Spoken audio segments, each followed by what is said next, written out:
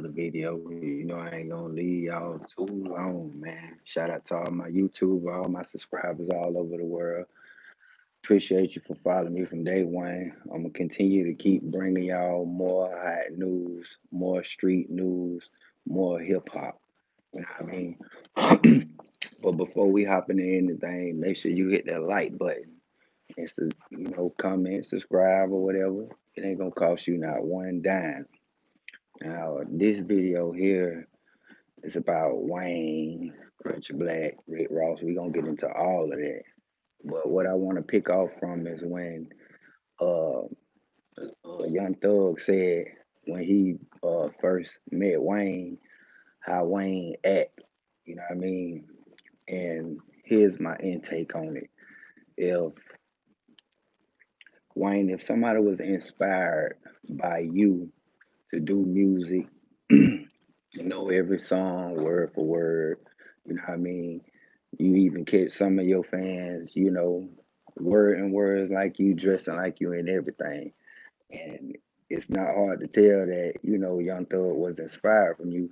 He didn't steal your swag, but uh he learned a little style from you or whatever of rapping and just put his little spin on it. You know what I mean? I feel like for somebody to look up to you, you could have shook the man hand and saluted him on board, like, welcome to the industry. We gon' you gonna be the next star or whatever. But then he turned around and said, smash that like button while y'all in here. I see y'all checking in. Shout out to y'all.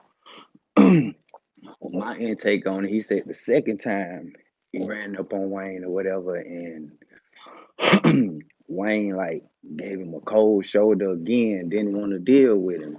So of course, now I understand why Young Thug came out with Barter Six and et cetera, towards the legend. You know what I mean? Because you made the man feel like he made it all the way up to the top and he was a nobody. You know what I mean? And that was dead wrong, Weezy. That was wrong. You know what I mean? I ain't know you was that type of cat.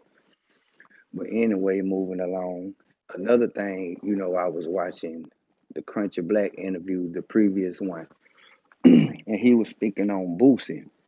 And both have been comparing the two as like father like son, far as with they trials and tribulations in the street and you know, just being a street legend, should I say. And when Boosie came out there to visit Mo3, Crunchy Black said once he found out that, Boosie got shot or whatever, all he had to do was give him a call, you know what I mean? And he would have stood on business. He would have handled business, you know what I mean? He was like, while he was in his cast, cast up, trying to heal or whatever, he could have gave him a call and, OG. He didn't say he was gonna kill something, but he was saying, he would have handled business. But you already know it don't take a rocket scientist to figure out everything, you know what I mean, when it comes to OG Crunchy Black, because he has no filter when it comes on speaking on what he's speaking on. And another subject I want to touch on, Rick Ross. Rick Ross said he made 20K off his assets. Somebody paid him 20K for five of his cars for 2 hours for a presentation. Now, like this, the first rapper I heard like for somebody to like borrow a couple cars and uh use them as a presentation. Now, I've been heard of rappers renting cars like from the dealer, like foreign cars and shit like that. And matter of fact, the last person I heard that rapper heard that somebody paid to rent his cars was Shawty Low. Shawty Low said T.I., you know, in his first videos, I don't know exactly what video it was, but when he first came out, he brought a couple whips to the scene for Ti, to get him a better presentation because when you first coming out and you don't have the assets, you don't have foreign cars, you don't have donks, You don't have vets and shit like that, and you trying to get it off the ground. Why not? Try to make your visuals look more interesting, more lit. You know what I mean?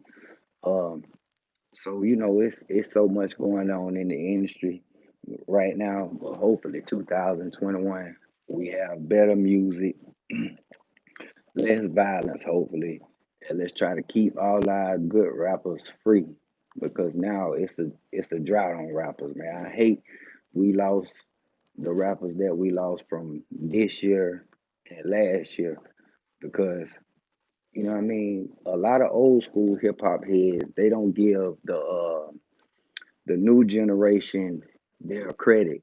You know what I mean? And they always say that the old generation is better than the new generation. But to me, it goes half and half because I look at it back in the 90s, everybody who was doing rap wasn't raw, bro. You know what I mean? Let me get that clear right now. Everybody that was rapping in the 90s was not good at what they do. I can name several, but I'm not gonna get into that right now. But I'm just speaking facts. And I speak up for the young generation too, just like I speak up for the old generation. But anyway, let me know what you think about this in the comment section. Spray paint, I'm gone.